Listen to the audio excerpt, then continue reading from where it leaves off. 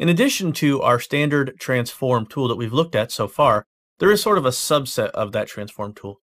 And the easiest way that we can understand it is by duplicating our checker layer here. So I'm just going to go ahead and context click on this and say duplicate layer. And then I'm going to come up here to our edit menu. And you can see down here that we have 4 items that are going to be relevant to our transforming. We have free transform, we have transform, which has a sub menu of scale and rotate, as well as a grayed out reset reference point and a grayed out commit transformation. And then below that we have flip horizontal and flip vertical. So if we say flip horizontal to begin with, you'll see basically that we've taken that duplicate that we made of that checker and we flipped it horizontally, which I can then click and drag with our layer adjuster tool and then align it like so, so that we end up with this sort of mirror image effect. And this can be a very useful thing sometimes. Let me go ahead and delete that layer. And if we come up to edit, free transform and click that, you'll see that this effectively launches our transform tool. Now we could use that keyboard shortcut, and again, if I just go ahead and click on the brush to exit out of that tool, and we go up to our edit, free transform, you'll notice the keyboard shortcut for that is Control Alt and T. Now the reason why I set up the Shift T keyboard shortcut instead of just using this shortcut all along is because I wanted to cover our transform tool before we got up into these menus. Now below that, you'll see that we have more specific transformations here. We have a scale and we have a rotate.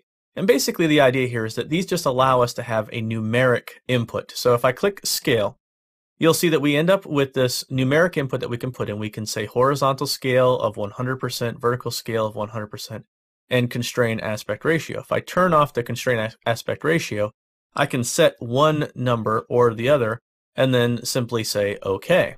And then that allows us to have that transformation. If I click the brush tool, that's going to allow us to exit. And if we want to commit that transformation, you say yes, but I'm going to say no.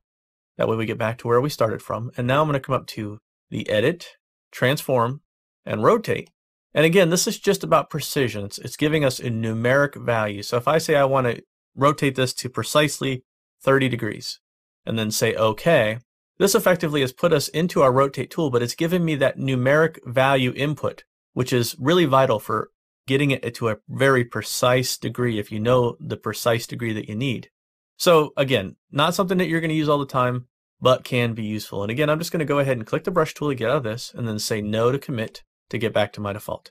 So those are some of your more advanced transform tools. And again, they're really more about precision than anything. These could be accomplished by using the standard transform tools.